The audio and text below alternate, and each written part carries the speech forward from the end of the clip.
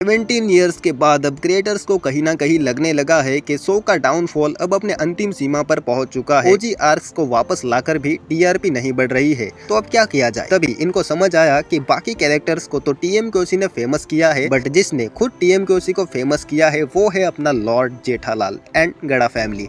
लेकिन अब दया तो रही नहीं, जो इनकी ओनली फीमेल कैरेक्टर थी जिससे कॉमेडी डिलीवर होती थी। एंड हाँ, माधवी की भी कॉमेडिक टाइमिंग अच्छी होती है, बट अपनी गरबा क्वीन तो गरबा क्वीन। एंड अपना टप्पू जो बड़ा हो चुका है, अब इससे तो वो बचपन की बचकानी मस्तियां नहीं करवा सकते ना। एंड हाँ, छोटे टप्पू को भी कॉमेडिक टाइमिंग अच्छी होती थी, आपको पता ही है। एंड अब बापूजी ने भी मेच्योरिटी की सारी हदें पार कर रखी है, जो बस अब ज्ञान देना जानते हैं। सो अब बचता है the one and only Jethalal, जो अकेले अपने कंधों पर टीआरपी, कॉमेडी एंड थोड़े बहुत व्यूअर्स लेके घूम रहा है। एंड हाँ, भिड़े भी संभाल रहा है, क्योंकि he is the OG Atmaram Tukaram Bhide. And बाकी मेहता साहब, सोडी वगैरह तो चेंज हो चुके हैं, अब उनमें वो पहले जैसी बात नहीं रही। पुराने सोडी और मेहता साहब का ऑरा हुआ करता था, एंड इनका एल से शुरू होता है। सो अब क्रिएटर्स ने डाउनफॉल का कमबैक करने के लिए एक न्यू फैमिली लाई, जो काफी हद तक गड़ा फैमिली से मेल खाती है। ये बात मेरी प्रीवियस वीडियो में भी मैंने बहुत बार की हुई है, आपको देखना है तो जाके देख सकते हो।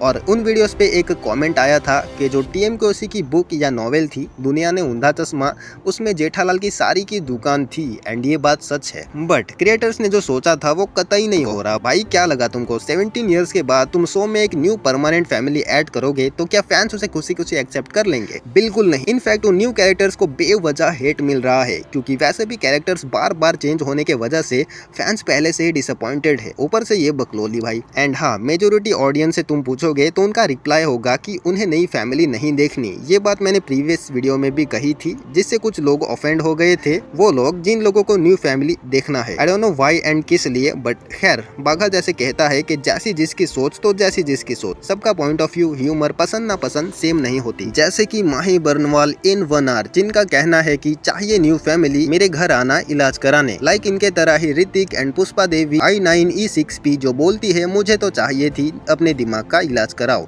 Okay, and like Pushpa here also Devendra Devanga जो झूठ बोल रहे हैं कि सभी को चाहिए, बट इट्स नॉट ट्रू, क्योंकि मुझे तो नहीं चाहिए। इसके साथ ही टाइगर जो गुस्से में है। एंड चलो फिर से थोड़ी इस नई फैमिली की बात करते हैं, क्योंकि मैं पिछले कुछ एपिसोड देख रहा हूँ। एंड एक बात मैंने नोटिस की कि चलो रतन का तो फिर भी ठीक है, खास करके वो ओवर एक्टिंग तो नहीं ही करता, बट इसकी जो वाइफ है वो बहुत ही ओवर एक्टिंग करती है, जो कि एक प्रॉपर क्रिंज लग रहा है।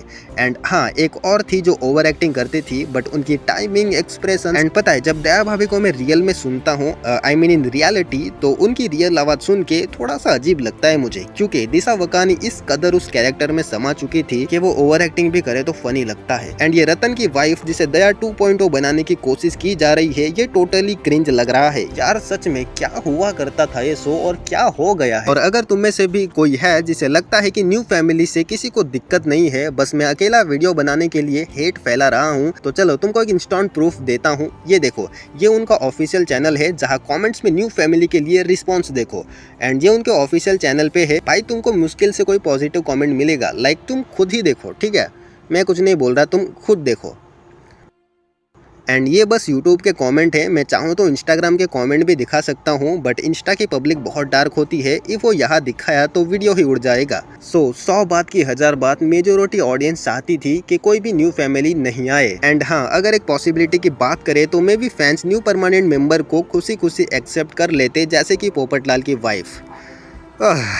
यार अब इस टॉपिक पर तो क्या ही बात करें, नहीं करने वाले यार ये लोग, क्योंकि अगर पोपटलाल की शादी करा दी तो आगे एक आर्क पे 40-50 एपिसोड कैसे बनाएंगे। और मुझे लगता है पोपटलाल को बस इसलिए रखा गया है ताकि उसके साथ दिया और फैंस के दिल तोड़ सके। यार पता है, चकोरी भी परफेक्ट थी अपने पोपटलाल के लिए, उसको भी परमानेंट ला सकते थे, बट क्रिएटर्स की जी मस्ती तो देखो। और मैंने ना एपिसोड 449 देखा था, अगर तुमने भी ये एपिसोड देखा होगा तो एक चीज तुमने नोटिस की होगी कि इस पूरे एपिसोड में बस ज्ञान की बातें हो रही थी।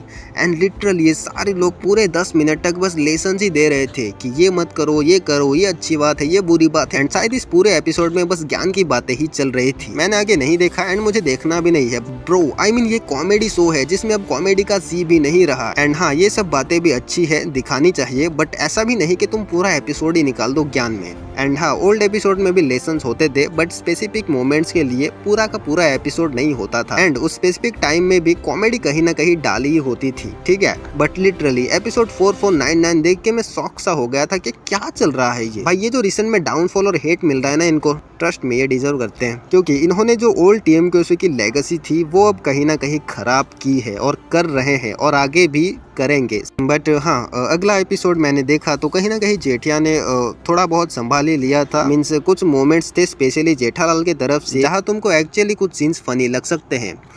और रॉर देखो, सच बताना ठीक है, किस किस को ये बच्चे इरिटेटिंग लगे भाई, सच बताना तुम। देखो भाई मुझे तो बहुत इरिटेटिंग लगते हैं एंड हाँ, पहले टप्पू सेना भी थोड़ी बहुत इरिटेटिंग लगती थी, बट साथ ही वो कॉमेडी भी ले आते थे तो फिर भी चल जाता है। बट इन दोनों का कैरेक्टर तो बहुत ही इरिटेटिंग बनाया गया है।